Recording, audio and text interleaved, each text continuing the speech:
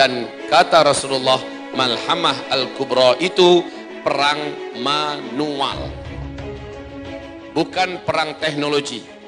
Pada masa itu peperangan sudah menggunakan pedang, tombak, panah, dan kendaraan adalah kuda. Peperangan Malhamah Al-Kubra tidak lama, hanya berlangsung 4 hari saja. Pasukan Imam Mahdi sebelum dikirim, pasukan ini sepertiganya murtad, keluar.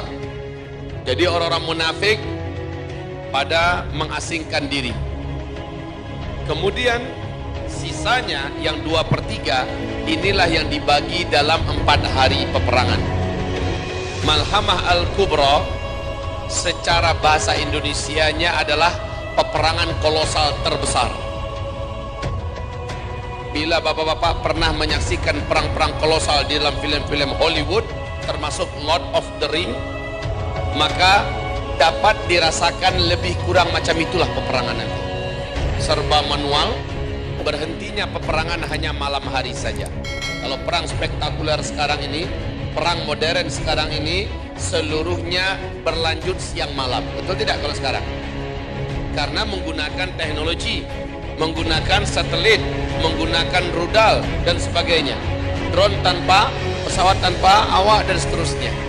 Tapi peperangan manual balik zaman dulu, malam istirahat, siang perang, malam istirahat. Kaum muslimin yang kami muliakan, di dalam Taurat dan Injil, perang Malhamah Al-Kubra ini disebut dengan sebutan, kalau di Taurat Harmajiddun, kalau di Injil Armageddon. Dibuat oleh Hollywood film yang menipu kita, seolah-olah itu adalah serangan meteor dari ruang angkasa menabrak bumi, ya, padahal bukan. Armageddon adalah peperangan yang terdapat di kitab suci Taurat, yang terdapat di kitab suci Injil. Peperangan akhir zaman yang paling seru, yang paling sengit. Manusia-manusia terbaik dari orang-orang terbaik di muka bumi berhadapan dengan musuh-musuh jahat terbaik. Daya tempur mereka terbaik, kehebatan mereka juga terbaik, strategi mereka juga terbaik, dan jumlahnya luar biasa fantastis dibandingkan dengan pasukan mujahidin di bawah pimpinan Imam Al-Mahdi. Peperangan yang maha dahsyat, peperangan full body contact, fisik dengan fisik, peperangan yang sangat adil.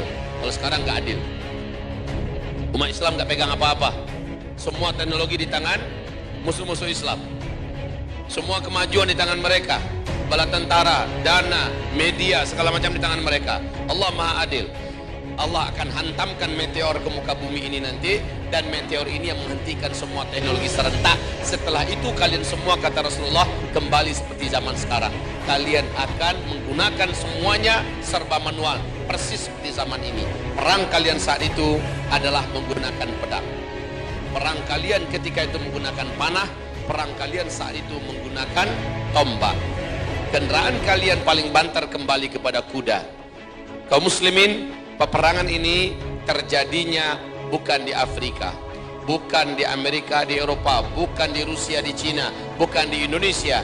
Peperangan ini terjadinya nanti di Suriah. Tempat peperangan itu adalah di A'maq atau di Dabiq, kata Rasulullah, sebelah utara daripada Suriah. Tempat yang ada sekarang Hutah, ya, yang habis-habisan diperangi dan dihancurkan, ini pun salah satu wilayah dan markas perang Armageddon itu nanti. Subhanallah, peperangan tidak berlangsung lama. Apa penyebabnya? Nanti saya sampaikan. Apa penyebabnya? Apa yang terjadi? Lalu apa hasilnya? Insya Allah ini akan kita bahas pada malam hari ini. Hadis-hadis yang panjang menceritakan tentang perang puncak akhir zaman ini. Saya ketika melihat Lord of the Ring, berulang-ulang saya lihat kembali hadis-hadis Nabi yang saya baca tentang perang akhir zaman itu, tergambarkan secara visual di sana.